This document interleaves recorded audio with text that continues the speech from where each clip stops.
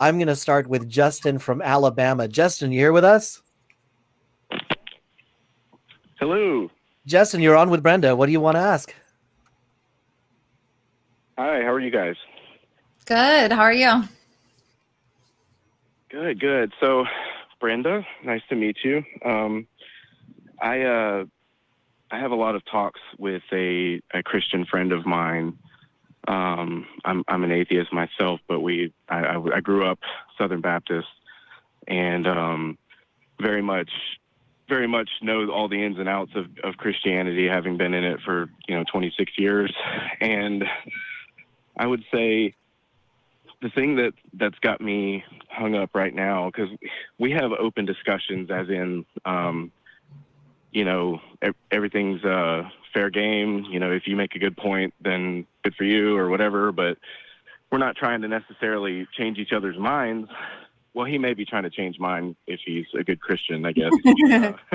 Anyway, so my point of saying all that is that the point that I've come to with him is a point that interests me a lot, because,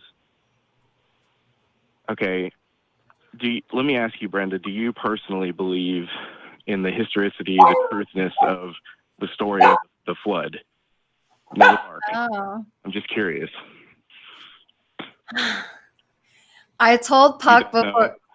Yeah, no, one of my favorite things, honestly, to say is I don't know.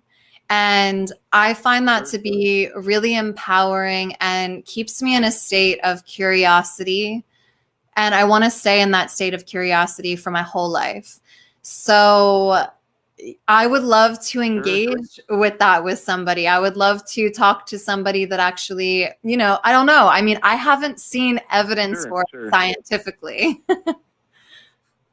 So, sure, that's a good answer. I mean, that was kind of always my thing as a Christian, and I'm not trying to trap you either. I'm just trying to. It's just something that I thought about, because I don't think I ever thought about the fact before that Jesus directly references the flood in Luke, and as if it were fact.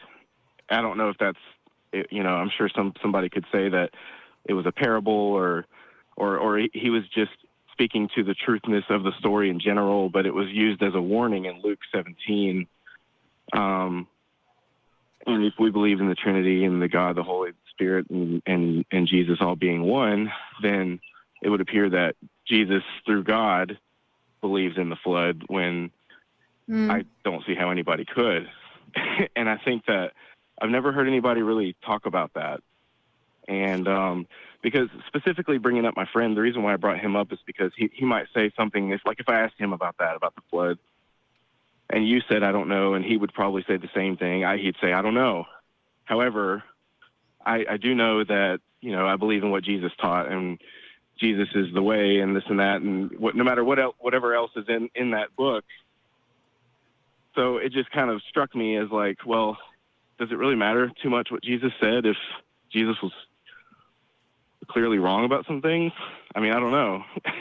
I mean, that was just my thought, and I'm not trying to, like I said, I'm not on the attack here. It's just, I forgot it was Theist month still, and I was going to ask a different question about parallel universes, but when I saw Dan was on, I was like, oh, I was going to ask about the flood, because anyway, I'm not trying to gotcha, type thing, but it's something that, like, I was always asking questions as a Christian, and I was always causing trouble. And for me, I'll say that ultimately I would just say, well, I we're not supposed to know everything. It's in God's hands. And but on the way out, you tend to care more about what you can prove and what you can see for your own eye, with your own eyes. So anyway, I was just curious what your take was on that. I'm kind of curious, because the question of how did Jesus view Old Testament teachings, that's fascinating in its own little way. And I think I'm going to earn some I'm going to earn some street cred with you, Brenda, because wasn't it one of your videos where you talked about one thing that Jesus did when it was preaching was he went ahead and said, okay, take all this stuff, throw it out. I got some new stuff for you, right? Like the whole eye for an eye thing. Okay, that's gone. I got something better for you. So was he aware of the theology Probably. Did he have better things to say about it? Seems so. But what am I missing, Brenda? Yeah, no, I completely agree. And that's what's been so fascinating too, because one of the arguments is that we're not allowed to engage with the Bible with questions, that it just has to be our source of absolute truth.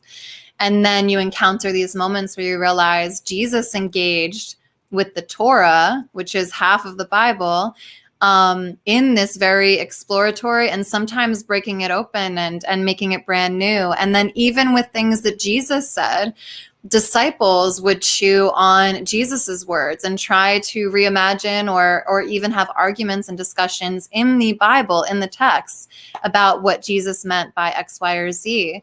So, I mean, I think that's a really fascinating question, Justin. And I'm just so grateful that you have this engagement with your friend that sounds so respectful and full of love. I think that's the best thing we could ask for.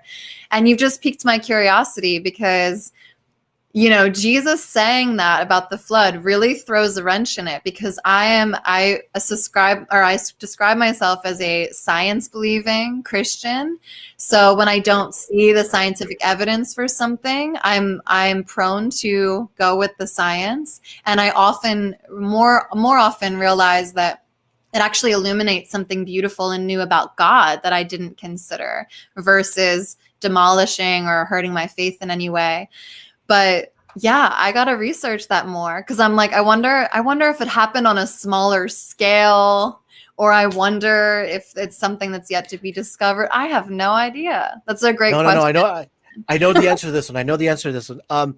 Jesus, because he was all knowing, did know whether or not a flood happened, but had to speak to people in a way that they could relate to at the time. So whatever he was saying and speaking, he was talking about. Why am I not an apologist? I'm doing their job. I'm doing their job for them. Yes, but so the idea is he must present the information as if it was in the way that they could relate to whoever was listening to him there. Whereas and if it was originally written as an allegory, I'm sorry to interrupt you, but yeah, if it's originally written as an allegory, that makes even more sense that he would be engaging with the allegory of it in that way. That's cool. I never thought about that. This is the puck method, by the way, Justin, to try to understand why the other person finds this to be convincing or compelling. Because there are people who are smarter than me who are convinced of the opposite that I'm convinced of. Okay, and trying to understand why people find it convincing. I don't find it convincing, but it's great when people bring this up and try to figure out, why do you think this works as a model for historicity of Jesus, or what Jesus believed, or anything like that. Right. So that's really cool.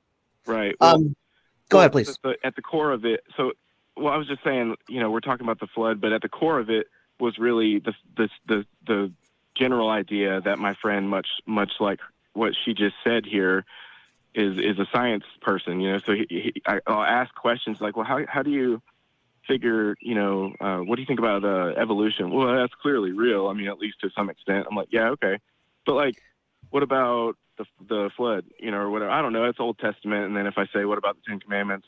Yeah, of course we keep those. But my point is I defer to what Jesus said. That's really all that matters to me. It just kind of like, if that's the case, and I understand that it's different for everybody. Some people, I mean, there's as many different types of Christians as there are as many different Christians. So yeah, I get that. But my point is, like, it just kind of struck me as like, well, what if we could like show that some things that he said were misguided at the very least, you know? In my experience, that's just going to vary so much from individual to individual.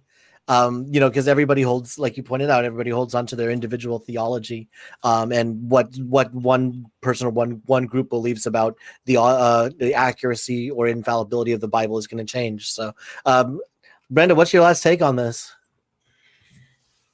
I mean, I do see Jesus as, I see him as perfect. So I guess I'm just prone to believe that he was engaging in an allegory in a way that would help them understand. But I just appreciate the dialogue, and it's gotten me intrigued and wanting to look into it more deeply. Sure. Keep the conversations going, Justin. Thank you very much. Said too. Thank you, guys. All right. Have a good Thank night. you for calling. Have a good night. All right.